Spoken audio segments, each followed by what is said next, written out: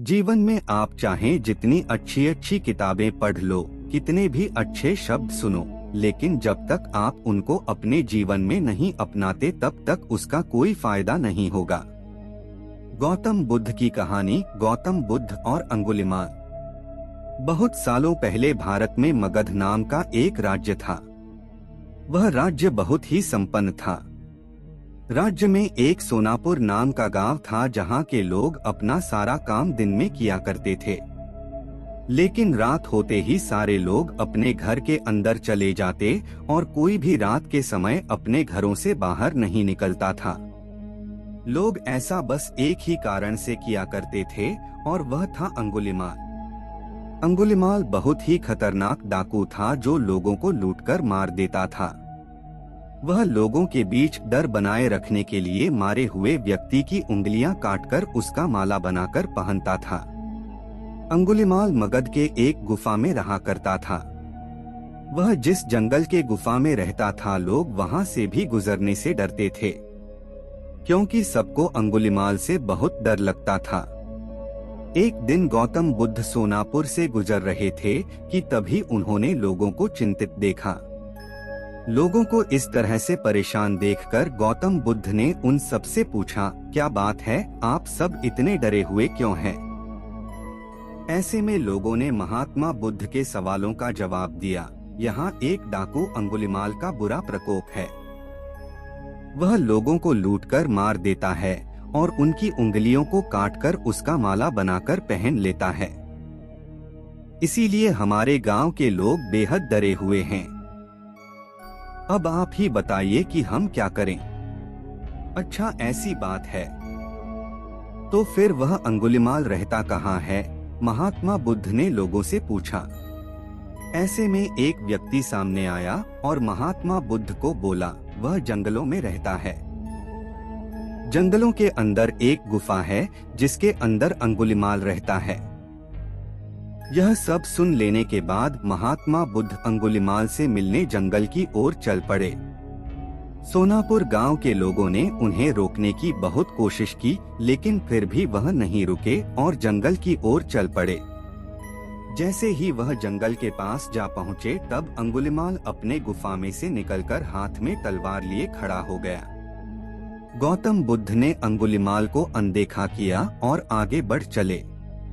यह देखकर अंगुलिमाल बुद्ध का पीछा करने लगा। पीछा करते करते अंगुलिमाल जोर से चिल्लाकर बोला, ए सन्यासी रुक जा। मैं तो रुक गया, तुम कब रखोगे? तुम अपनी यह हिंसा कब बंद करोगे? महात्मा बुद्ध ने कहा। ऐसे में अंगुलिमाल क्रोधित हो गया। फिर उसने गौतम बुद्ध से कहा, सन्यासी तू मुझे जानता नहीं है। मैं इस राज्य का सबसे शक्तिशाली मनुष्य हूँ। मैं नहीं मानता कि तुम सबसे शक्तिशाली मनुष्य हो, गौतम बुद्ध ने कहा। यह सुनकर अंगुलिमाल बोला, अच्छा अगर ऐसी बात है तो तुम ही बताओ कि मैं ऐसा क्या कर जिससे तुम मनोगे। तुम जाओ और उस पेड़ में से 10 पत्तियां तोड़कर लाओ, महात्मा बुद्ध ने कहा। महात्मा बुद्ध के कहने पर अंगुलिमाल ने वही किया। वह पेड़ के पास गया और उसमें से 10 पत्तियां तोड़ लाया। फिर बुद्ध ने कहा, जाओ अब इन पत्तियों को वापस से उस पेड़ में जोड़ दो। यह सुनकर अंगुलिमाल अचंभित हो गया और उसने महात्मा बुद्ध से कहा, ये कैसा बेहुदा मजाक है? भला कोई पत्तियों को तोड़कर वापस पेड़ से जोड़ सकता है क्या? ऐसे में बुद्ध ने कहा, तुम खुद को सबसे शक्तिशाली कहते हो और इन पत्तियों को जोड़ नहीं सकते। अगर तुम किसी को जोड़ नहीं सकते तो उसे तोड़ो मत। अगर तुम किसी को जीवन नहीं दे सकते तो उन्हें मारो मत। यह सुनकर अंगुलिमाल की आंखें खुल गई। वह बुद्ध के चरणों में गिर गया और उनसे माफी मांगने लगा। इसके बाद से अंगुलिमाल बुरे काम करना छोड़ दिया और वह महात्मा बुद्ध का शिष्य बन गया। मोरल ऑफ द स्टोरी, इस कहानी से हमें यह सीख मिलती है कि इंसान चाहे कितना भी बुरा क्यों ना हो वह बदल सकता है। तो यह थी Gautam Buddha moral stories in Hindi. अगर आपको यह कहानियाँ अच्छी लगी तो इसे अपने दोस्तों के साथ जरूर शेयर करें और उन्हें भी गौतम बुद्ध के विचारों से अवगत कराएं और उनके जीवन में परिवर्तन लेकर आएं। बुद्ध की सीख, अहंकार में किया काम निरर्थक साबित होता है। उसके पूरा होने में बहुत ही कठिनाइयों का सामना करना पड़ता है। इसलिए अहंकार से नहीं, स्वच्छ मन से कार्य करना चाहिए। मैं ही क्यों गरीब हूँ, गौतम बुद्ध की प्रेरणादायक कहानी। वैसे तो कहते हैं भगवान ने किसी को गरीब नहीं बनाया है, उन्होंने हर किसी को इतना दिया है कि वो अपना जीवन गुजार सकें, और अगर किसी को जरूरत से कम भी दिया है तो भगवान उसके लिए कुछ न कुछ ऐसी व्यवस्था कर ही देते हैं, उनका जीवन चलता रहता है। हम अक्सर दूसरों की अमीरी देखकर अपनी अमीरी और गरीबी का अंदाजा लगाते हैं। यदि हमारे पास 10 रुपए हों और सामने वाले के पास 100, तो हम अपनी नजरों में गरीब हो जाते हैं और सामने वाला अमीर हो जाता है। हम यह नहीं सोचते कि एक व्यक्ति कितनी मेहनत से रुपए कमाता है। 100 काम कर रहा है, उसकी जरूरतें क्या हैं? हम तो बस दूसरे की दौलत देखते हैं और अपनी राय बना लेते हैं। गौतम बुद्ध की आज की प्रेरणादायक कहानी के माध्यम से आप जानेंगे कि भगवान बुद्ध के अनुसार कौन धनवान और धनवान व्यक्ति होता है। साथ ही आप यह भी समझ जाएंगे कि गौतम बुद्ध हर व्यक्ति को अमीर क्यों कहते थे। गौतम बुद्ध की कहानी आपको बहुत प्रभावित करेगी और बुद्ध की इस प्रेरणादायक कहानी से मिली सीख आपके बहुत काम आएगी। एक बार की बात है, ऐसा हुआ, एक राज्य के राजा ने गौतम बुद्ध को कुछ दिनों के लिए अपने राज्य में आने का निमंत्रण दिया।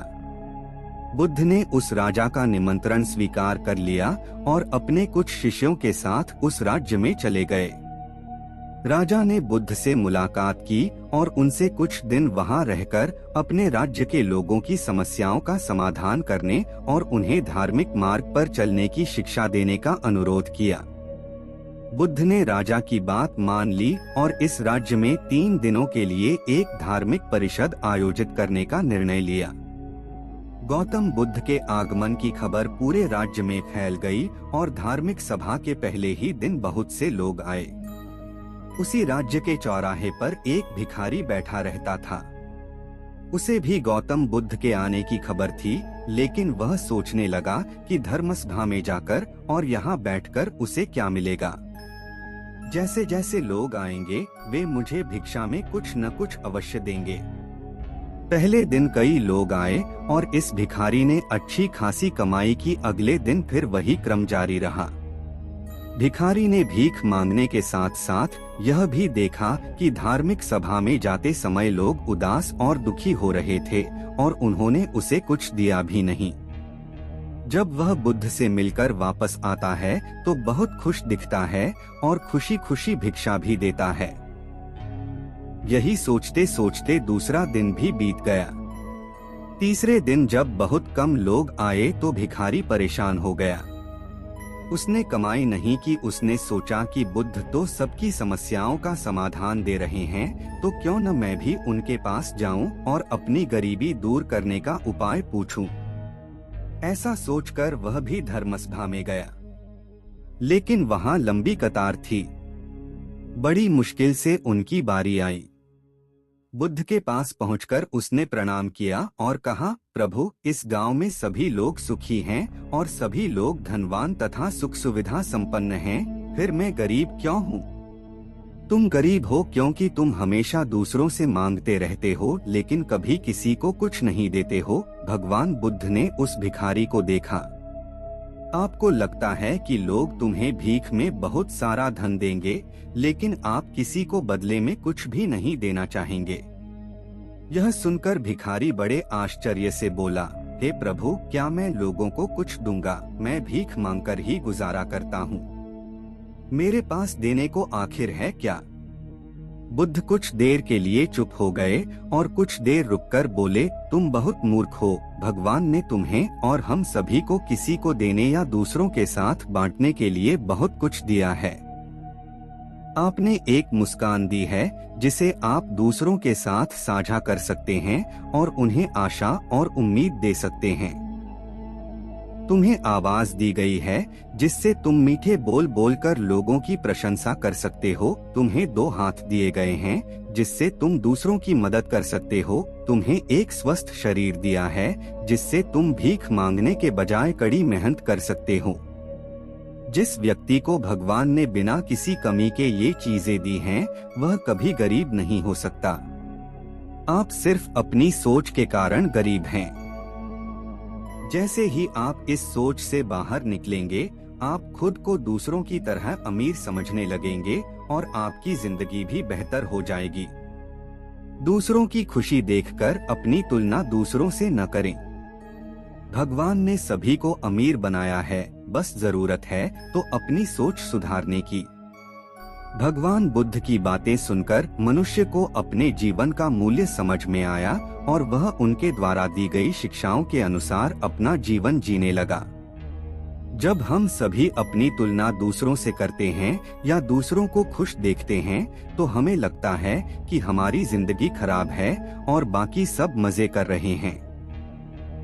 हम अपने जीवन में कभी भी अच्छी चीजों पर ध्यान केंद्रित नहीं करते हैं। हम कभी यह नहीं सोचते कि भगवान ने हमें स्वस्थ शरीर दिया है, जो सबसे कीमती चीज है। आप कितने भी अमीर क्यों न हो, अगर आपका शरीर उपयोगी नहीं है तो वह पैसा भी किसी काम का नहीं है।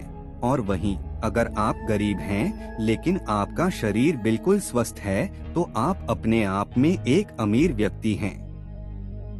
कोरोना काल में हम सभी ने देखा है कि पैसे से ज्यादा जरूरी स्वस्थ शरीर है।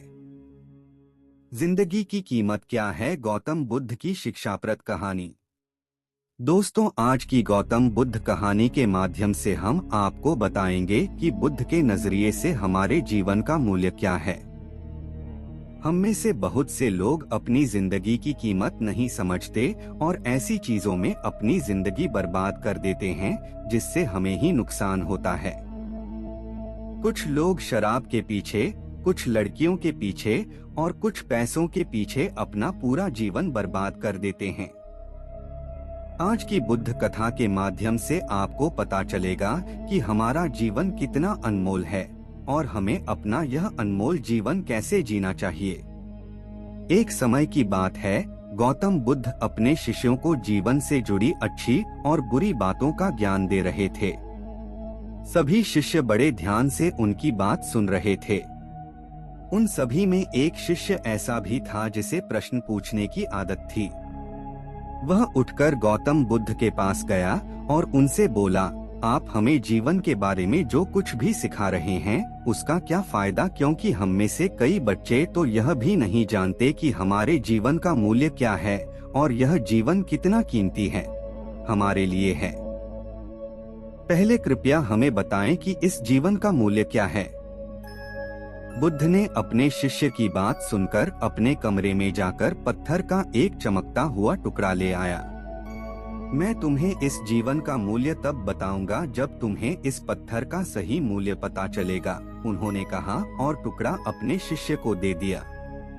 आप भी इस पत्थर के टुकड़े को किसी को नहीं बेचें। शिष्य गौतम बुद्ध की बात मानकर बाजार की ओर चले गए।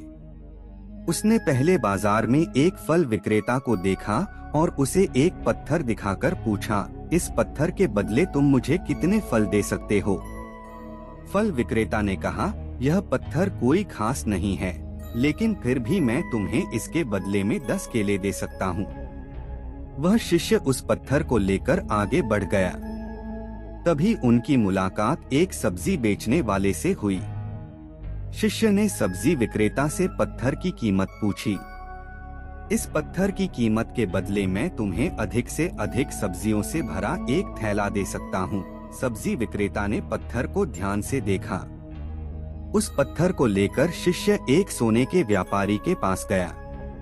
पत्थर के उस टुकड़े की चमक देखते ही सुनार ने उसकी कीमत 100 सोने के सिक्के लगा दी।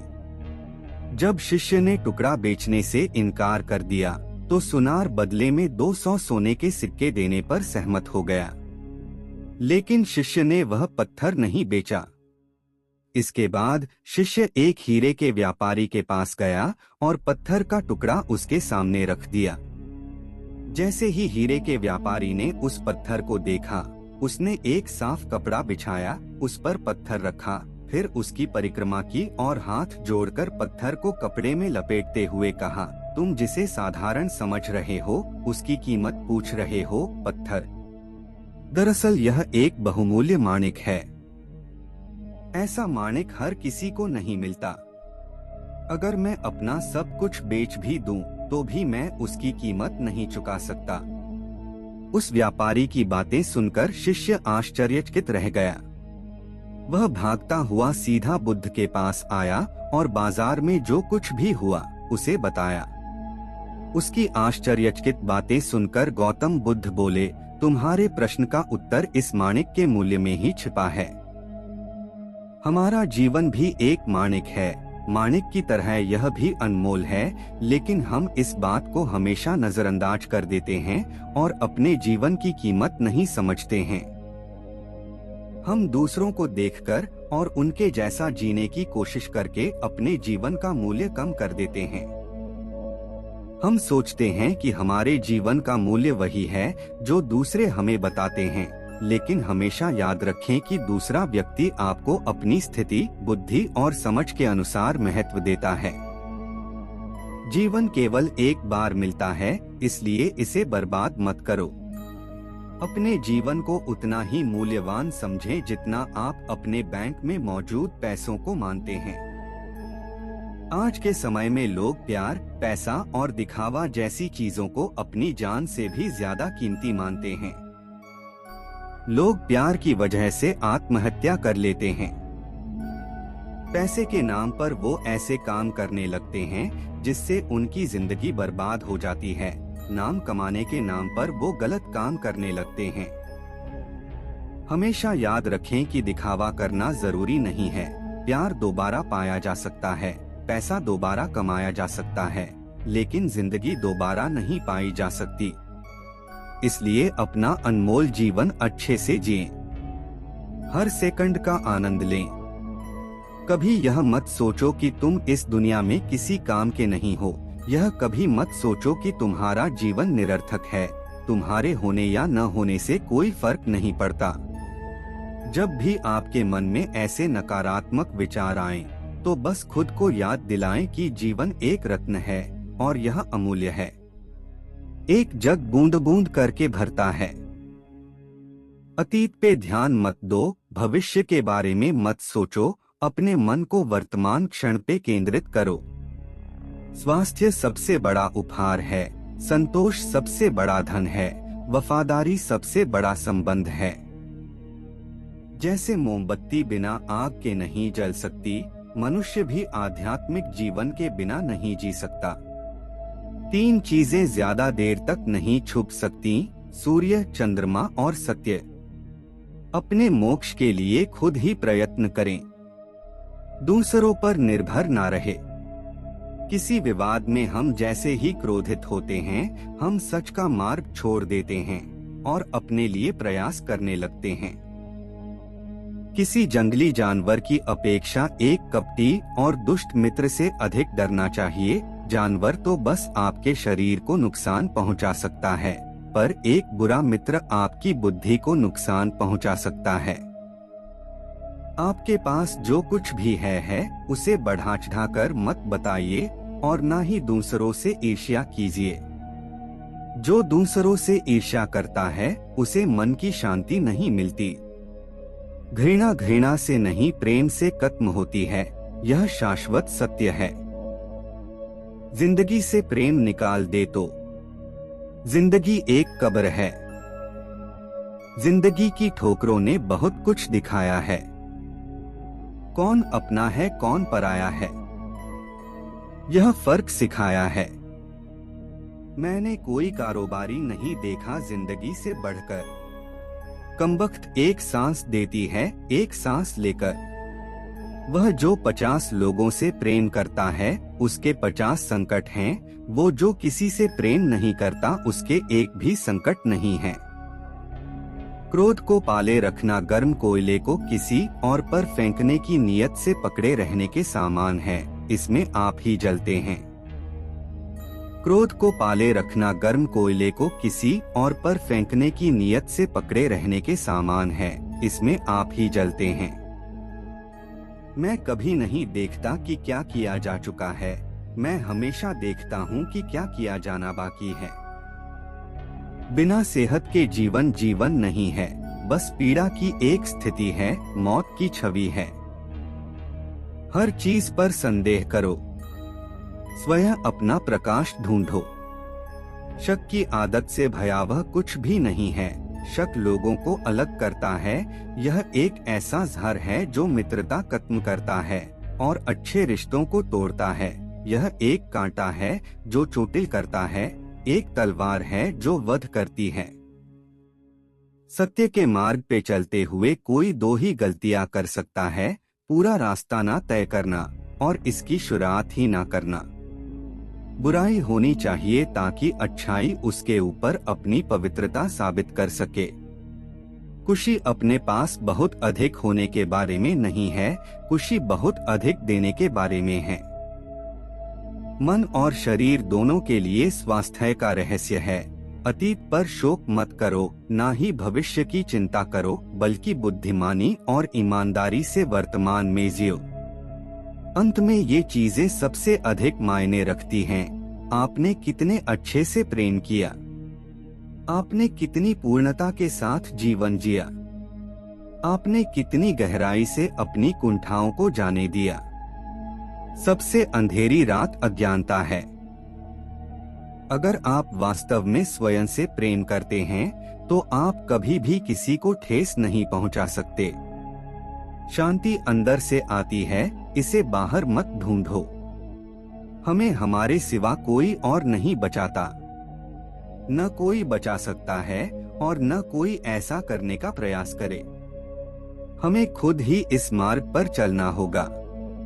चलिए ऊपर उठें और आभारी रहे, क्योंकि अगर हमने बहुत नहीं तो कुछ तो सीखा, और अगर हमने कुछ भी नहीं सीखा तो कम से कम हम बीमार तो नहीं पड़े, और अगर हम बीमार पड़े तो कम से कम हम मरे नहीं। इसलिए चलिए हम सभी आभारी रहे। शरीर को अच्छी सेहत में रखना हमारा कर्तव्य है, नहीं तो हम अपना मन मजबूत और स्पष्ट नहीं रख पाएंगे। जो आप सोचते हैं वो आप बन जाते हैं। जीवन में आपका उद्देश्य अपना उद्देश्य पता करना है और उसमें जी जान से जुट जाना है। आप पूरे ब्रह्मांड में किसी ऐसे व्यक्ति की तलाश कर सकते हैं जो आपसे अधिक आपके प्रेम और स्नेह के लायक है, और वह व्यक्ति आपको कहीं नहीं मिलेगा। श्रीमद् भगवद गीता की प्रसिद्ध 10 बातें। वेदों का मूल ज्ञान है और गीता उपनिषदों का मूल है। गीता भगवान श्री कृष्ण ने कुरुक्षेत्र के मैदान में महाभारत युद्ध के दौरान अर्जुन को जो ज्ञान दिया था उसे कहते हैं। गीता जीवन की हर समस्या का हल है। गीता में हर तरह का ज्ञान मिलता है, लेकिन चलो जानते हैं उस ज्ञान की सबसे प्रसिद्ध 10 बातें। पहला, न तो कोई मरता है और न ही कोई मारा जाता है, सभी सिर्फ निमित्त हैं। जन्म से पहले हर जीव बिना शरीर के था और मरने के उपरांत भी बिना शरीर वाले होंगे। यह शरीर वाले ही हैं, तो इनका शोक क्यों? दूसरा, न तो हथियार आत्मा को काट सकते हैं, न आग उसे जल सकती है, उसे न हवा सुखा सकती है और न पानी भिगो सकता है।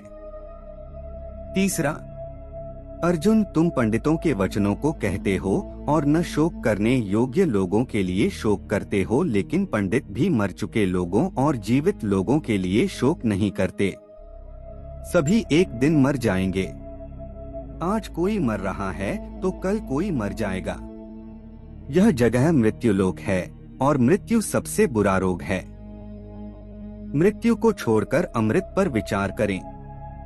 चौथा, तुम्हारा अधिकार सिर्फ कर्म पर है, लेकिन कर्म के फलों पर कभी नहीं।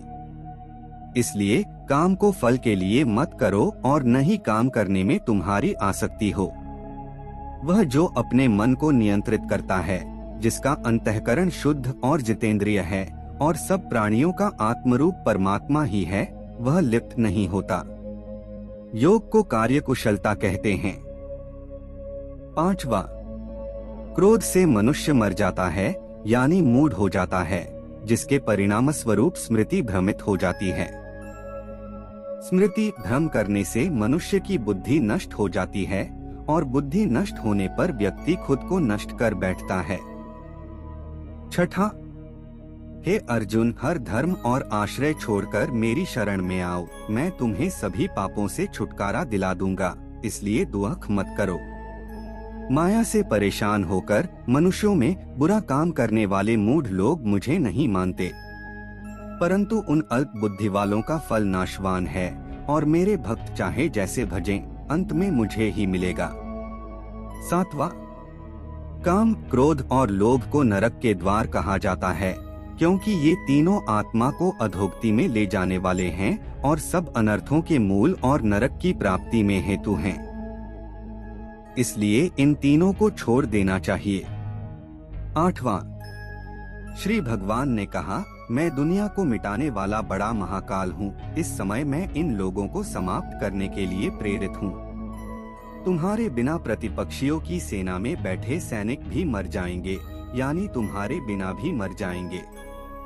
9वां, सनातन मानते हैं ये दो विश्वमार्ग, शुक्ल और कृष्ण या देवयान और पितृयान, इनमें से एक द्वारा चले गए व्यक्ति को वापस नहीं लौटना पड़ता, वह परमगति को प्राप्त होता है। दूसरे द्वारा चले गए व्यक्ति जन्म मृत्यु को प्राप्त होता है।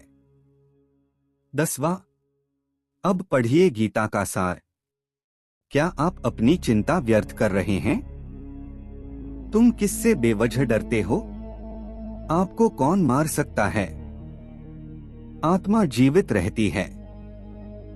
जो कुछ हुआ वह सही हुआ, जो कुछ हो रहा है वह सही हो रहा है, और जो कुछ होगा वह भी सही होगा।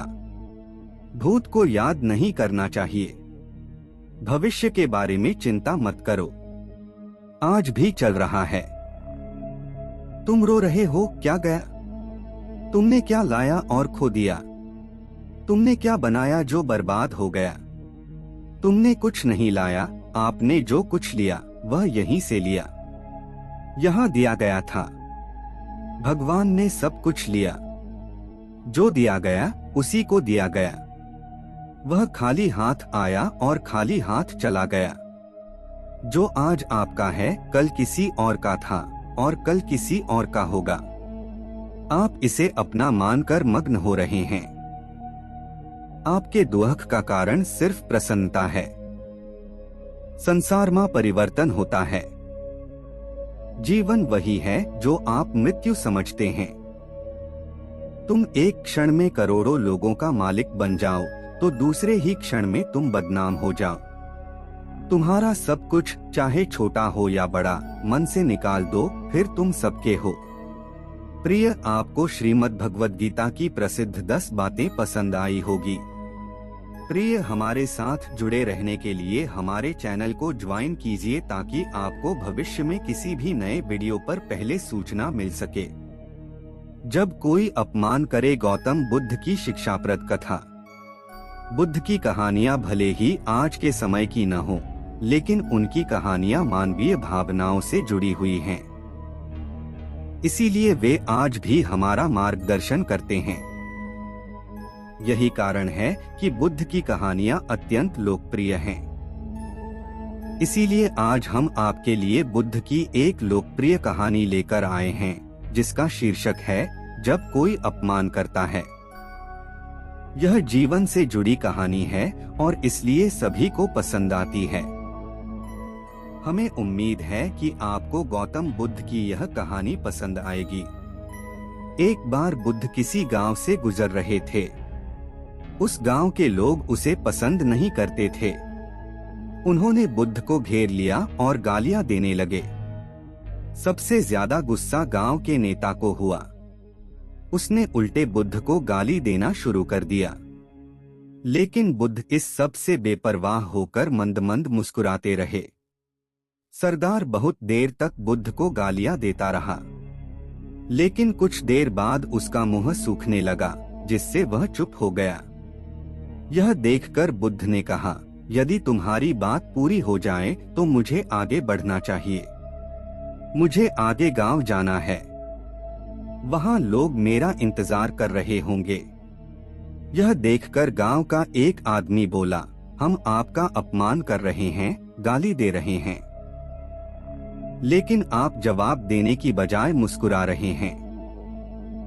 आप इस पर प्रतिक्रिया क्यों नहीं देते? बुद्ध ने कहा, वत्स, तुम्हें आने में थोड़ी देर हो गई। 10 साल पहले आते तो मजा आता, क्योंकि 10 साल पहले मैं भी तुम्हारे जैसा था। यदि उस समय तुम मेरे बारे में बुरा बोलते या मुझे गाली देते तो मैं भी क्रोधित हो जाता। इससे ज्यादा तो मैं तुम्हें गाली देता। संभव है कि वह शारीरिक हिंसा का भी सहारा ले, लेकिन अब मैं आगे बढ़ चुका हूँ। मैंने अपना सारा गुस्सा और नफरत पीछे छोड़ दी है। अब मैं उस जगह पहुँच गया हूँ जहाँ तक आपकी गालियाँ नहीं पहुँच पाती। तुमने मुझे गाली दी, यह तुम्हारी भावना है, लेकिन आपकी भावनाएं मुझ तक नहीं पहुंच रही हैं। मुझ पर इसका आरोप तभी लगाया जाएगा जब मैं इसमें भाग लूंगा। एक बार मैं उन्हें स्वीकार कर लूं, लेकिन मैं आपकी इस हरकत से तटस्थ हूँ, इससे कोसों दूर हूँ। यही कारण है कि मैं अभी भी पहले की तरह शांत हूँ। यह सुनकर सरदार बोला, अरे ऐसा कैसे? मैंने तुम्हें गालियां दी हैं और पूरे गांव के सामने तुम्हें गालियां दी हैं। फिर इसे लेने या न लेने का क्या मतलब? बुद्ध ने कहा, वत्स, मैं कल एक गांव में गया था। वहां लोगों ने मेरा उपदेश सुना। वे बहुत खुश हुए। ग्राम प्रधान मेरे लिए मिठाइयां लेकर आए और मुझसे खाने का आग्रह करने लगे। मैंने कहा, मेरा पेट भर गया है, इसलिए मैं इसे स्वीकार नहीं कर सकता। यह सुनकर वह व्यक्ति मिठाई वापस लेकर चला गया, क्योंकि जब तक मैं कुछ न लूं, कोई मुझे कैसे दे सकता है? इसमें मेरी सहमति तो आवश्यक है ना? हाँ, यही तो है। एक आदमी ने बुद्ध का समर्थन किया। बुद्ध ने फिर पूछा, जब मैंने मिठाई लेने से इनकार कर दिया तो उन्होंने इसका क्या किया होगा? हो सकता है उसने अपने परिवार के बीच मिठाइयां बांटी हों, एक व्यक्ति ने उत्तर दिया। बुद्ध ने कहा, तुमने ठीक कहा। ठीक उसी मिठाई की तरह तुम मेरे लिए गालियां लेकर आए हो और चाहते हो कि मैं उन्हें स्वीकार कर लूं। लेकिन भाई, मैं उन्हें नहीं लेता। अब बताओ, तुम उनका क्या करोगे? इसका उस शख्स के पास कोई जवाब नहीं था। बुद्ध ने फिर कहा, मुझे तुम पर दया आती है, वत्स। अरे, मुझे तो गुस्सा तभी आएगा जब मुझे ये गालियां मिलेंगी, और जब मैं गालियां नहीं खाता तो क्रोध का प्रश्न ही नहीं उठता। सरदार ने बुद्ध की बात पर कोई प्रतिक्रिया नहीं दी। शायद वह कुछ सोच रहा था। बुद्ध ने कहा, मैं अपनी आंखों से देखता हूँ कि गाली एक कांटा है जो देने वाले और लेने वाले दोनों को क्रोध से पागल कर देती है। तो फिर तुम ही बताओ, मैं आंखों से भी कांटों पर कैसे चल सकता हूँ?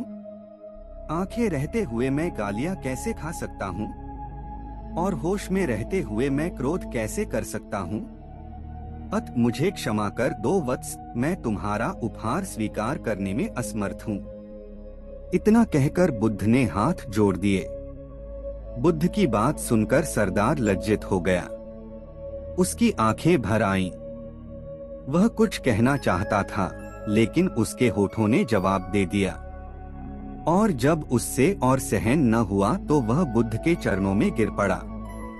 दोस्तों, हम में से ज्यादातर लोग यही सोचते हैं कि हमारे दुखों का कारण कोई और है, और जब हम इस पर विश्वास करते हैं तो हम आत्मनियंत्रण की कमी और खुद को नियंत्रित करने में असमर्थता को नजरअंदाज कर रहे हैं। वास्तव में यह हम पर निर्भर करता है कि हम दूसरों द्वारा प्रदत्त नकारात्मकता को स्वीकार करते हैं या नहीं। यदि हम नकारात्मकता को स्वीकार करते हैं तो हम अपने पैरों पर कुल्हाड़ी मारते हैं, और जब हम उसे अस्वीकार कर देते हैं तो घृणा, क्रोध, हिंसा सभी से मुक्ति मिल जाती है। दोस्तों, हम आशा करते हैं कि आपको यह बुद्ध कहानी जब कोई अपमान करता है पसंद आई होगी। दोस्तों, हम आपसे फिर मिलेंगे ऐसे ही रोचक और उपयोगी कहानी के साथ। तब तक आप जहां भी हो खुश रहें और खुशियां बांटते रहें। Gautam Buddha story in Hindi. जीवन में सब्र का महत्व। गौतम बुद्ध के जीवन के कई प्रेरक प्रसंग हैं। गौतम बुद्ध की कहानियां हमें सुखी और सफल जीवन जीने के सूत्र बताती हैं। गौतम बुद्धा स्टोरी अपने दोस्तों के साथ शेयर जरूर करें। भगवान बुद्ध की ये 3 कहानियां आपकी जिंदगी बदल देंगी। जीवन में आप चाहें जितनी अच्छी किताबें पढ़ लो, कितने भी अच्छे शब्द सुनो, लेकिन जब तक आप उनको अपने जीवन में नहीं अपनाते तब तक उसका कोई फायदा नहीं होगा। गौतम बुद्ध की कहानी जीवन में सब्र का महत्व। बहुत पुरानी बात है, जब महात्मा गौतम बुद्ध पूरे भारतवर्ष में घूम घूम कर बौद्ध धर्म की शिक्षाओं का प्रसार कर रहे थे।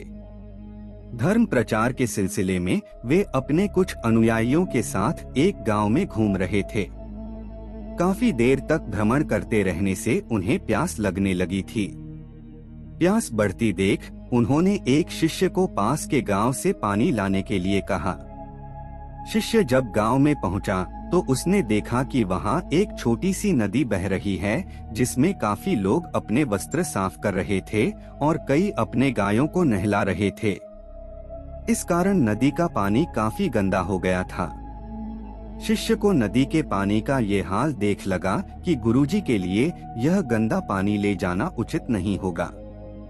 इस तरह वह बिना पानी के ही वापस आ गया। लेकिन इधर गुरुजी का तो प्यास से गला सूखा जा रहा था, इसलिए पुनः उन्होंने पानी लाने के लिए दूसरे शिष्य को भेजा। इस बार वह शिष्य उनके लिए मटके में पानी भर कर ले आया। यह देख महात्मा बुद्ध थोड़ा आश्चर्यचकित हुए। उन्होंने शिष्य से पूछा, गांव में बहने वाली नदी का पानी तो गंदा था, फिर ये पानी कहाँ से लाए? शिष्य बोला, हाँ गुरुजी, उस नदी का जल सच में बहुत गंदा था, परंतु जब सभी अपना कार्य खत्म करके चले गए तब मैंने कुछ देर वहाँ ठहरकर पानी में मिली मिट्टी को नदी के तल में बैठने का इंतजार किया। जब मिट्टी नीचे बैठ गई तो पानी साफ हो गया। मैं वही पानी लाया हूँ। महात्मा बुद्ध शिष्य का यह उत्तर सुनकर बहुत खुश हुए तथा अन्य शिष्यों को एक शिक्षा दी कि हमारा जीवन भी नदी के जल जैसा ही है। जीवन में अच्छे कर्म करते रहने से यह हमेशा शुद्ध बना रहता है, परंतु अनेकों बार जीवन में ऐसे भी क्षण आते हैं जब हमारा जीवन दुख और समस्याओं से घिर जाता है। ऐसी अवस्था में जीवन समान यह पानी भी गंदा लगने लगता है।